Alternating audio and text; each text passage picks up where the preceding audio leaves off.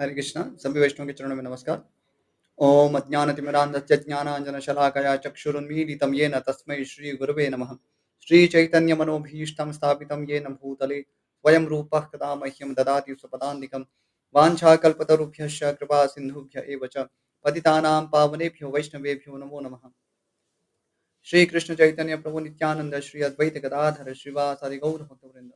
हरे कृष्ण कृष्ण कृष्ण हरे हरे, हरे राम राम राम हरे हरे। सभी भक्तों का स्वागत है आज के महाभारत कथा में।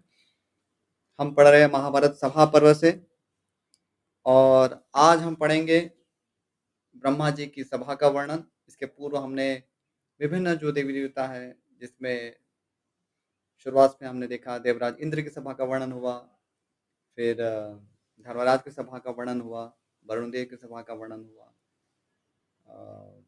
कुबेर की सभा का वर्णन हुआ, और आज अत्यंत विशिष्ट ब्रह्मा जी की सभा का वर्णन हम पढ़ने जा रहे हैं।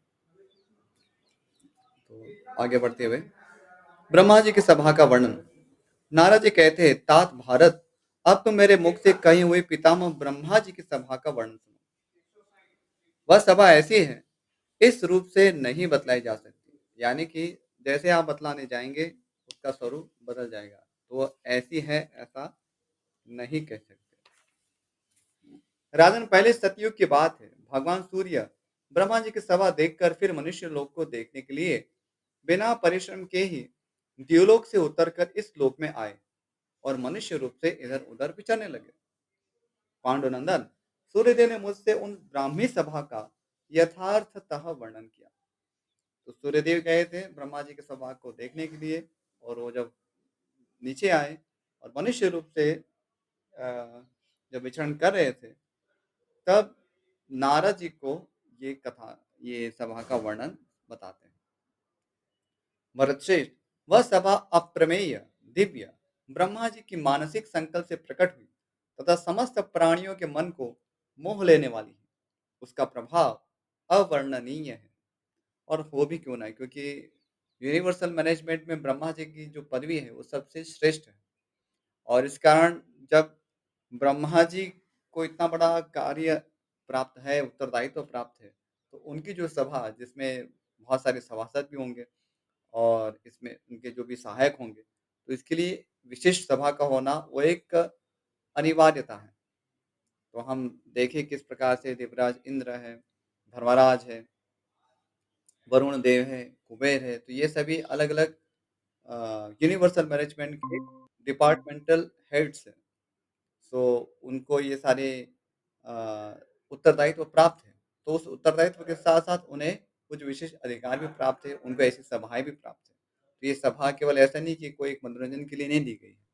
तो मनोरंजन वो भी एक नीड है, लेकिन जो एक विशेष प्रकार की जब सभा होती है, तो जिससे ये सारे जो टास्क है, एक ये हेवी मैनेजमेंट है, इतने सारे लोगों का ध्यान रखना, तो उसमें वो सुचारू रूप से उसमें हो पाता है। तो ब्रह्मा जी की सभा का विशिष्ट होना वो तो अ, बनता ही है, क्योंकि एक संपूर्ण जो ब्रह्मांड का टॉप मोस्ट जो मैनेजमेंट ऑफिस है, वो ब्रह्मा जी की सभा है। अस्तु, आगे। पांडुकुल भूषण युधिष्ठिर उस सभा के अलौकिक गुण सुनकर मेरे मन में उसके दर्शन की इच्छा जाग उठी, और मैंने सूर्यदेव से कहा, भगवान, मैं भी ब्रह्मा जी की कल्याणमयी सभा का दर्शन करना चाहता हूँ। किरणों के स्वामी सूर्यदेव, जिस तपस्या से, सत्कर्म से अथवा उपयुक्त औषधियों के प्रभाव से उस पाप नाशिनी उत्तम सभा का दर्शन हो सके, वह मुझे बताइए। भगवान, मैं जैसे भी उस सभा को देख सकूं, उस उपाय का वर्णन कीजिए। तो यहाँ पर अलग अलग प्रकार से नारद जी पूछ रहे हैं कि क्या तपस्या करने से, कुछ सत्कर्म सत्कर्म करने से, अथवा कोई ऐसे विशिष्ट औषधियों का सेवन करने से उस सभा का दर्शन होता है। तो यहाँ पर ये सारे उपाय बताए गए हैं। तो इससे ये एक संकेत भी होता है कि किसी वस्तु को प्राप्त करने के लिए ये सारे उपाय काम में आते हैं, जिसमें तपस्या है, सत्कर्म है, और विशिष्ट औषधियाँ भी होती हैं ऐसी, जो हमारे कार्य को सिद्ध करती हैं। तो इसलिए नारद मुनि इन सारे उपायों के विषय में पूछ रहे हैं। भरत श्रेष्ठ, मेरी वह बात सुनकर सहस्त्र किरणों वाले भगवान दिवाकर ने कहा, तुम एकाग्रचित्त होकर ब्रह्मा जी के व्रत का पालन करो। वह श्रेष्ठ वह श्रेष्ठ व्रत 1000 वर्षों में पूर्ण होगा। तो उन्होंने कहा कि आपका जो उपाय है ब्रह्म सभा को देखना है, तो उसके लिए आपको एक सहस्त्र वर्षों तक तपस्या करनी होगी, एक व्रत लेना होगा। तब मैंने हिमालय के शिखर पर जाकर उस महान व्रत का अनुष्ठान आरंभ कर दिया। तदनंतर मेरी तपस्या पूर्ण होने पर पाप रहित, क्लेश शून्य और परम शक्तिशाली भगवान सूर्य मुझे साथ ले ब्रह्मा जी की उस सभा में गए। तो इससे ये भी एक हमें संकेत प्राप्त होता है कि कुछ वस्तु को प्राप्त करने के लिए कुछ तपस्या अनिवार्य है, कुछ तो कष्ट लेना होता है। तो जैसे हम अ, सनातन धर्म में देखते हैं कि विभिन्न देवी-देवताओं की उपासना होती है, उसमें कुछ व्रत करने होते हैं और कुछ संकल्प लेने होते हैं। तो ये सारी चीज़ें देवताओं को तो प्रसन्न करती हैं और साथ में कुछ ऐसे व्रत हैं, जो हमें शुद्ध भी करते हैं। तो ये सारी इसमें अ, ये सिस्टम इस प्रकार से दी गई है कि कुछ यदि प्राप्त करना है तो उसको उसके लिए कुछ न कुछ तो हमें परिश्रम करना होगा। तो वो तपस्या है, वो व्रत हो सकता है, वो कुछ सत्कर्म हो सकते हैं अथवा कुछ औषधि का सेवन भी हो सकता है। ऐसे विभिन्न प्रकार हैं। तो हमें सारे जो प्रकार जो है उसके विषय में जिज्ञासा करनी चाहिए। जो शास्त्र के लोग हैं, उनसे पूछना चाहिए कि क्या-क्या उपाय हो सकते हैं। क्योंकि जीवन में हमेशा कुछ तो ऐसे उलझन वाली परिस्थितियाँ होती हैं, जिससे हमें मार्ग नहीं मिलता है। हम बहुत सारे उपाय करते हैं लेकिन फिर भी इससे काम नहीं बनता है। तो इसलिए ये सारे उपाय अलग-अलग जो बताए जाते हैं शास्त्रों में, तो उस विषय में जिज्ञासा करनी चाहिए। अ, केवल औषधि के सेवन से ही तृप्त ना हो जाए या केवल तपस्या से नहीं या केवल सत्कर्म से, सभी प्रकार के उपाय हमें करने चाहिए। अ, यदि हमें जीवन में अ, कोई भी भौतिक अथवा आध्यात्मिक उन्नति करनी हो, तो ये तो सारे उपाय दिए ही गए शास्त्रों में। आगे, राजन व सभा ऐसी ही है, इस प्रकार नहीं बताई जा सकती, क्योंकि वह एक-एक क्षण में दूसरा अनिर्वचनीय स्वरूप धारण कर लेती है। तो अभी ये सभा का जो अ, प्रकृति है, वो भी बहुत ही विशिष्ट है। जैसे पहले वर्णन किया कि ऐसा कहेंगे, एवं रूपा, यदि जैसे संस्कृत में ये शब्द प्रयुक्त हुआ, एवं रूपा इति, तो एवं रूपा कहने जाएँगे, तो उस समय तक तो उसने अपना स्वरूप बदल दिया होगा, इतनी विशिष्ट है। भारत उसकी लंबाई-चौड़ाई कितनी है अथवा उसकी स्थिति क्या है, वह सब मैं कुछ नहीं जानता। मैंने किसी भी सभा का वैसा स्वरूप पहले कभी नहीं देखा था। राधन वह सदा उत्तम सुख देने वाली है। वहाँ न सर्दी का अनुभव होता है, न गर्मी का। उस सभा में पहुँच जाने पर लोगों को भूख, प्यास और ग्लानि का अनुभव नहीं होता। एक विशिष्ट सभा है। वह सभा अनेक प्रकार के अत्यंत प्रकाशमान मणियों से निर्मित हुई है। वह खंभों के आधार पर नहीं टिकी है और उसमें कभी क्षय रूप विकार न आने के कारण वह नित्य मानी गई है। यानी कि उसमा उसका कभी भी विनाश नहीं होता है। यहाँ अधुप टिप्पणी में बताया गया है, एतत् सत्यम ब्रह्मपुरम, इस श्रुति से भी उसकी नित्यता की ही सूचित होती है। यानी कि श्रुतियों में भी इसका समर्थन है कि जो ब्रह्मा जी की जो सभा है, वो नित्य है, यानी कि अविनाशी है, उसका नाश नहीं होता, प्रलय के बाद भी उसका नाश नहीं होता है। अनंत प्रभाव वाले नाना प्रकार के प्रकाशमान दिव्य पदार्थों द्वारा अग्नि, चंद्रमा और सूर्य से भी अधिक स्वयं ही प्रकाशित होने वाली वह सभा अपने तेज से सूर्य मंडल को तिरस्कृत करती हुई सी स्वर्ग से भी उबर स्थित हुई प्रकाशित हो रही है। तो अग्नि, चंद्रमा और सूर्य से भी अधिक प्रकाशित होती है वो सभा। राधा उस सभा में संपूर्ण लोगों के पितामह ब्रह्मा जी देव माया द्वारा समस्त जगत की स्वयं ही सृष्टि करते हुए सदा अकेले ही विराजमान होते हैं। महारथमान दक्ष आदि प्रजापतिगण उन भगवान ब्रह्मा जी की सेवा में उपस्थित होते हैं। दक्ष, प्रचेता, पुलह, मरीचि, प्रभावशाली, कश्यप, अब यहाँ सभी ऋषियों के नाम दिए जा रहे हैं जो उस सभा में विराजमान होते हैं। भृगु, अत्रि, वशिष्ठ, गौतम, अंगिरा, पुलस्त्य, क्रतु, प्रहलाद प्रहलाद, कर्दम, अथर्वांगिरस, सूर्य किरणों का पान करने वाले बालखिल्य, मन, अंतरिक्ष, विद्या, वायु, तेज, जल, पृथ्वी, शब्द, स्पर्श, रूप, रस, गंध, प्रकृति, विकृति तथा पृथ्वी की रचना के जो अन्य कारण हैं, इन सब के अभिमानी देवता, यानी कि अभिमानी देवता कहने से उनका, मैं जैसे पृथ्वी है, तो पृथ्वी का जो एक बाह्य स्वरूप जो हम सभी देख पा रहे हैं, वो तो है ही, लेकिन उनके अभिमानी देवता भी होते हैं, यानी कि मैं पृथ्वी हूँ, ये अभिमान जिनका हो, तो उनको वो नियुक्त किया गया है उसके संचालन में। तो इसी प्रकार से अग्नि है, तो अग्नि के अभिमानी देवता, तो अग्नि तत्व तो है, लेकिन मैं अग्नि हूँ, इस प्रकार का अभिमान लेकर वो अ, जो कार्य में नियुक्त किए गए हैं। तो अभिमान यहाँ एक पॉजिटिव सेंस में है, कोई एक उसका नकारात्मक अर्थ ना लें। अभिमान अच्छा भी होता है, अभिमान बुरा भी होता है। तो यहाँ अच्छे अर्थ में उसका प्रयोग किया है कि अभिमानी देवता जो होते हैं अलग-अलग तत्वों के, तो वो उसके लिए नियुक्त किए गए हैं। तो वो अपने आप को उस तत्व से अभिन्न मानते हैं, क्योंकि ये मेरा डिपार्टमेंट है, मैं हूँ, मैं जल हूँ, मैं अग्नि हूँ, मैं पृथ्वी हूँ, मैं आकाश हूँ। इस प्रकार से वो अभिमान होता है। आगे, महातेजस्वी अगस्त्य, शक्तिशाली मार्कंडेय, जमदग्नि, भरद्वाज, संवर्त, च्यवन, महाभाग दुर्वासा, धर्मात्मा ऋषिशृंग, महातपस्वी योगाचार्य, भगवान सनत कुमार, असित, देवल, तत्वज्ञानी जैगीषव्य, शत्रु विजयी ऋषभ, महापराक्रमी मणि तथा 8 अंगों से युक्त मूर्तिमान आयुर्वेद, नक्षत्रों सहित चंद्रमा, अंशुमानी सूर्य, वायु, क्रतु, संकल्प और प्राण, ये तथा और भी बहुत से मूर्तिमान महान व्रतधारी महात्मा ब्रह्मा जी की सेवा में उपस्थित होते हैं। अर्थ, धर्म, काम, हर्ष, द्वेष, तप और दम, ये भी मूर्तिमान होकर ब्रह्मा जी की उपासना करते हैं। गंधर्वों और अप्सराओं के 20 गण एक साथ उस सभा में आते हैं। तो ऐसे 20 गण हैं गंधर्व और अप्सराओं के, और एक साथ उसमें आते हैं उस सभा में। 7 अन्य गंधर्व भी जो प्रधान हैं वहां उपस्थित होते हैं।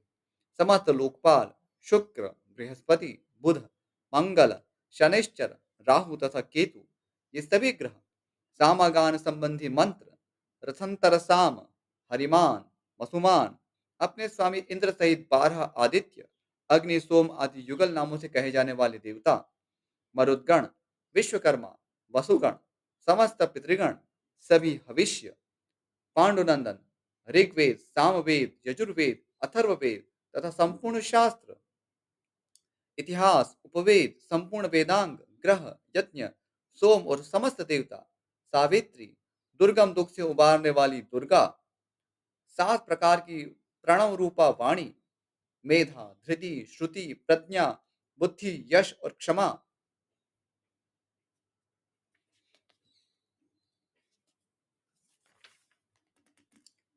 साम, स्तुति, गीत, विविध गाथा तथा तर्क युक्त भाष्य, ये सभी देहधारी होकर एवं अनेक प्रकार के नाटक, काव्य, कथा, आख्यायिका तथा कारिका आदि उस सभा में मूर्तिमान होकर रहते हैं। तो आप देखिए सबके अभिमानी देवता हैं, और ये वहां पर उपस्थित होते हैं ब्रह्मा जी की सभा में। तो सार रूप में जो पूरे ब्रह्मांड में जो भी क्षेत्र है, ऐसा कोई भी फील्ड नहीं है जिसके अभिमानी देवता वहां पर ना हो।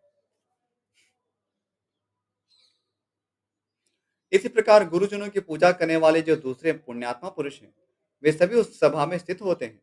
युधिष्ठिर, क्षण, लब, मुहूर्त, दिन, रात, पक्ष, मास, छहों ऋतुएं, 60 संवत्सर, 5 संवत्सरों का युग, 4 प्रकार के दिन रात, यानी कि मानव, पितर, देवता और ब्रह्मा जी के दिन रात, क्योंकि सबके रिलेटिव स्थिति है।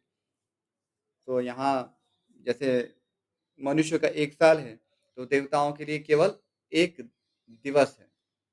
तो 6 महीना उनकी देवताओं की, यहाँ के जो 6 महीने हैं मनुष्य लोग के, वो देवताओं के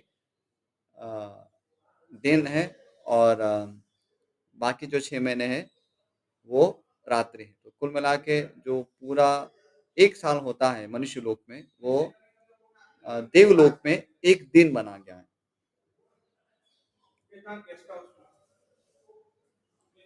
आगे, नित्य, दिव्य, अक्षय एवं अव्यय कालचक्र तथा धर्मचक्र भी देह धारण करके सदा ब्रह्मा जी की सभा में उपस्थित रहते हैं। अदिति, दिति, दनु, सुरसा, विनता, इरा, कालिका, सुरभि देवी, शर्मा, गौतमी, प्रभा और कद्रु, ये दो देवियां, देव माताएं, रुद्राणी, श्री, लक्ष्मी, भद्रा तथा अपरा, षष्ठी, पृथ्वी, भूतल पर उतरी हुई गंगा देवी, लज्जा, स्वाहा, कीर्ति, सुरा देवी, शची, पुष्टि, अरुंधति, समृद्धि, आशा, नियति, सृष्टि देवी, रति तथा अन्य देवियां भी उस सभा में प्रजापति ब्रह्मा जी की उपासना करती हैं। आदित्य, वसु, रुद्र, मरुद्गण, अश्विनी कुमार, विश्वेदेव, साध्य तथा मन के समान वेगशाली पितर भी उस सभा में उपस्थित होते हैं। नरश्रेष्ठ, तुम्हें मालूम होना चाहिए कि पितरों के 7 ही गण होते हैं, जिनमें 4 तो मूर्तिमान हैं और 3 अमूर्त। तो अभी उसी के यहाँ विस्तार बताया जा रहा है। भारत संपूर्ण लोकों में विख्यात स्वर्गलोक में विचरने वाले महाभाग वैराज, अग्निश्वात्त, सोमपा, गार्हपत्य, ये 4 मूर्त हैं।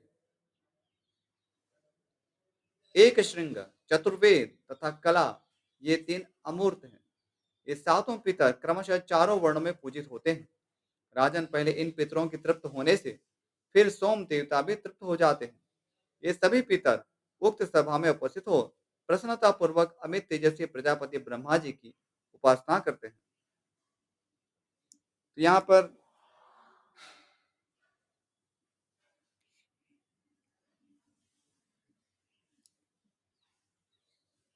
जो 4 मूर्त है, यानी कि जो मूर्तिमान स्वरूप धारण करके उपस्थित रहते हैं, तो उन पितरों की बात हो रही है। वैराज, अग्निश्वात, सुमुपा और गार्हपत्य, तो इनके मूर्तिमान स्वरूप है।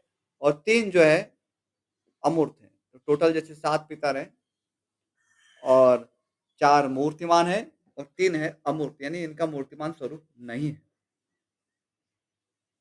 अब ये ब्रह्मा जी की सृष्टि की व्यवस्था है, इसमें हमारे प्रश्न करने से कोई विशेष लाभ नहीं है कि कैसे कोई अमूर्त स्वरूप में कैसे रहता होगा और कैसे ये पितरों को जैसे हम तर्पण करते हैं तो कैसे उनको प्राप्त होता होगा। हमारे जो पितर है वो कैसे इनसे कनेक्टेड है, तो पितरों का तर्पण से हमें क्या समझना है। तो सामान्य रूप से पितरों का तर्पण जो हम कहते हैं, तो वो हमारे जो पूर्वज हैं, जिनके प्रतिनिधि जो है वो अ, यहाँ पर जैसे यहाँ ब्रह्मलोक में बताए जा रहे हैं, तो ये सबके आदि हैं। तो पितृलोक अलग से भी हैं और उनके जो प्रतिनिधि वो ब्रह्मलोक में भी हैं। तो पितृलोक में भी ऐसे पितरों सभी पितरों के प्रतिनिधि हैं, उनके संचालक हैं, क्योंकि पितरों का लोक है। और हमारे जो पितर हैं, तो उनके भी संचालक देवता जो है, वो पितर हैं। तो वो वस्तुतः ऐसे देवता की योनि में नहीं आते हैं, लेकिन अ, पितृलोक से अलग ही उनकी व्यवस्था है और वे पितरों संबंधी जो उनका जो कार्य है, उसको वो देखते हैं। तो हमारे जो पितर हैं, तो वो हमारे जैसे पूर्वज हैं, उनको हम पितर कहते हैं।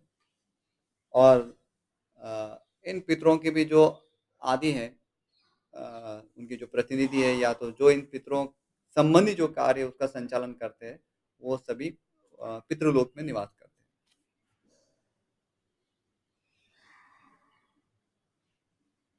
आगे, इसी प्रकार राक्षस, पिशाच, दानव, गुह्यक, नाग, सुपर्ण तथा श्रेष्ठ पशु भी वहां पितामह ब्रह्मा जी की उपासना करते हैं।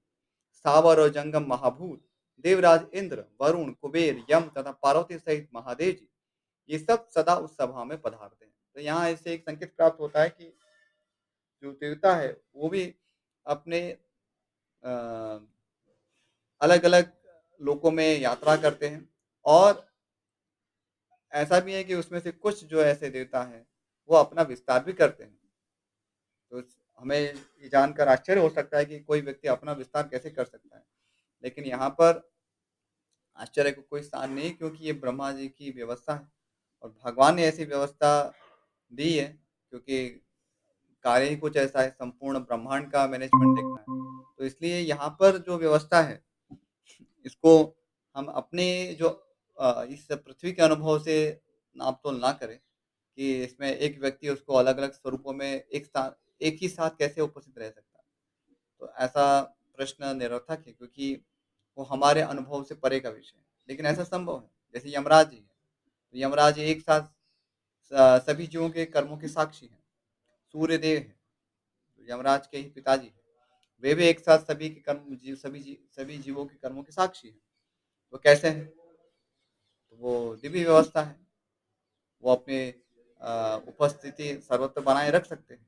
तो ये एक विज्ञान है, जिसके लिए केवल एक तथाकथित कुछ प्रयोग करके हम उनको नहीं समझ सकते। उसके लिए तपस्या चाहिए। तो ईश्वर के अनुकंपा से, कृपा प्रसाद से ही ये सारी चीज़ें हमें प्रकाशित होती हैं।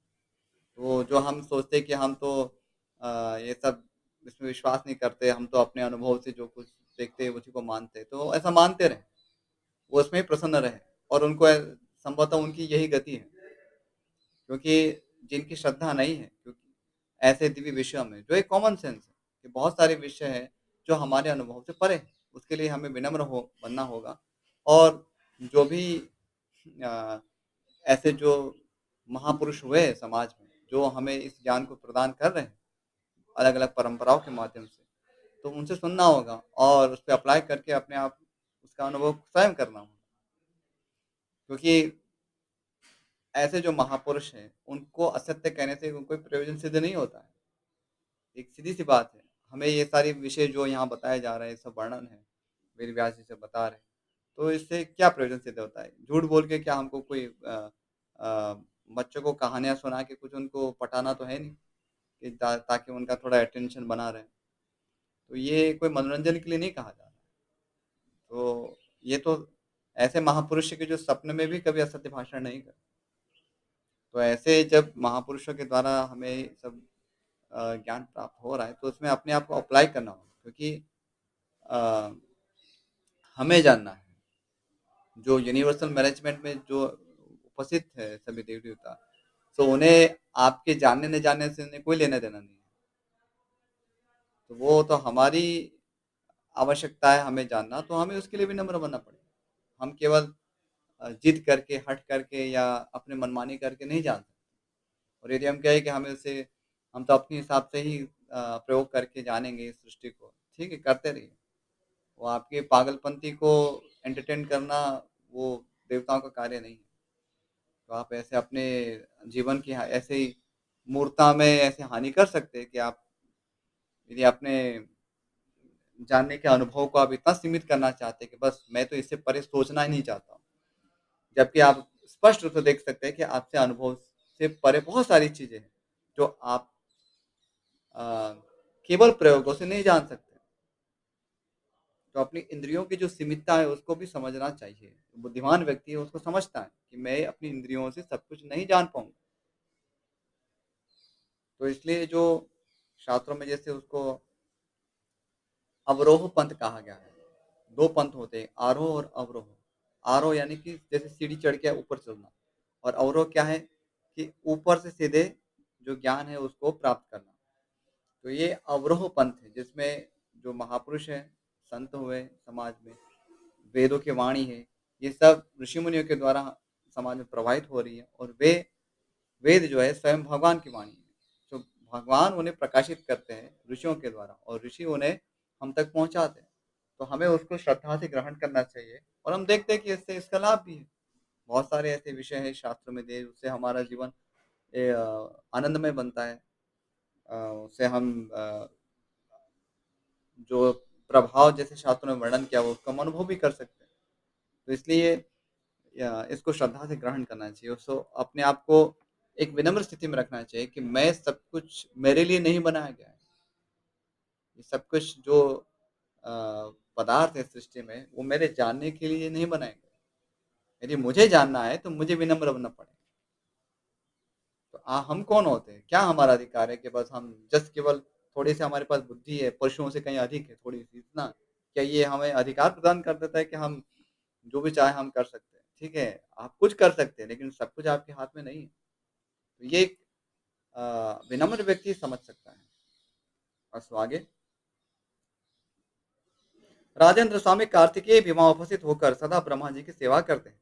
भगवान नारायण, देवर्षिगण, बालखिल्य ऋषि तथा दूसरे योनिज और अयोनिज ऋषि उस सभा में ब्रह्मा जी की आराधना करते हैं। नरेश्वर, संक्षेप में यह समझ लो कि तीनों लोकों में स्थावर जंगम भूतों के रूप में जो कुछ भी दिखाई देता है, वह सब मैंने उस सभा में देखा। तो सबके प्रतिनिधि वहां पर उपस्थित थे। पांडुनंदन, 88,000 ऊर्ध्वरेता ऋषि और 50 संतानवान महर्षि उस सभा में उपस्थित होते हैं। तो सब प्रकार के ऋषि हैं। तो संतानवान ऋषि भी है और जो ऊर्ध्वरेता ऋषि है, यानी कि जो गृहस्थ धर्म स्वीकार नहीं किए, तो वो भी वहां पर उपस्थित रहते हैं। वे सब महर्षि तथा संपूर्ण देवता वहां इच्छानुसार ब्रह्मा जी का दर्शन करके उन्हें मस्तक झुकाकर प्रणाम करते और आज्ञा लेकर जैसे आए होते हैं वैसे ही चले जाते हैं। अगाध बुद्धि वाले दयालु लोक पितामह ब्रह्मा जी अपने यहाँ आए हुए सभी महाभाग अतिथियों, देवता, दैत्य, नाग, पक्षी, यक्ष, सुपर्ण, कालेय, गंधर्व तथा अप्सराओं एवं संपूर्ण भूतों से यथा योग्य मिलते हैं और उन्हें अनुग्रहित करते हैं, क्योंकि वे सबके पितामह हैं। तो सबको सबके साथ जैसा उनका संबंध है वैसे सबको मिलते हैं। मनुजेश्वर, अमित तेजस से विषात्मा स्वयंभू उन सब अतिथियों को अपनाकर उन्हें सांत्वना देते, उनका सम्मान करते, उनके प्रयोजन की पूर्ति करके उन सबको आवश्यकता तथा रुचि के अनुसार भोग सामग्री प्रदान करते हैं, क्योंकि सबके दादाजी हैं। तो इसलिए स्वाभाविक है कि सबके प्रति करुणा करेंगे। जो भी आता है उनसे पूछेंगे कैसे ठीक है कि नहीं है। और उनका नाम स्वयंभू है क्योंकि वे स्वयं ही उत्पन्न हुए, किसी सामंत जैसे माता के गर्भ से जो जन्म होता है वैसा उनका जन्म नहीं हुआ है। तो भगवान विष्णु के नाभि कमल से उनकी उत्पत्ति बताई जाती है, इसलिए वे स्वयंभू है। तात भारत, इस प्रकार वहां आने जाने वाले लोगों से भरी हुई वह सभा बड़ी सुखदायिनी जान पड़ती है। नृपश्रेष्ठ, वह सभा संपूर्ण तेज से संपन्न, दिव्य तथा ब्रह्मर्षियों के समुदाय से सेवित और पाप रहित एवं ब्राह्मी श्री से उद्भासित और सुशोभित होती रहती है। वैसे उस सभा का मैंने दर्शन किया है। जैसे मनुष्य लोक में तुम्हारी यह सभा दुर्लभ है, वैसे संपूर्ण लोकों में ब्रह्मा जी की सभा परम दुर्लभ है। भारत, ये सभी सभाएं मैंने पूर्व काल से देवलोक में देखी है। मनुष्य लोक में तो तुम्हारी यह सभा ही सर्वश्रेष्ठ है। अस्तु। तो यहीं पर अभी हम विराम करते, समय भी हो गया है। इस विषय में यदि कोई प्रश्न हो तो पूछ सकते हैं, और यदि नहीं है तो यहीं हम विराम करेंगे। कोई प्रश्न हो तो पूछ सकते हैं। आप सबको मैंने अभी अनम्यूट किया है।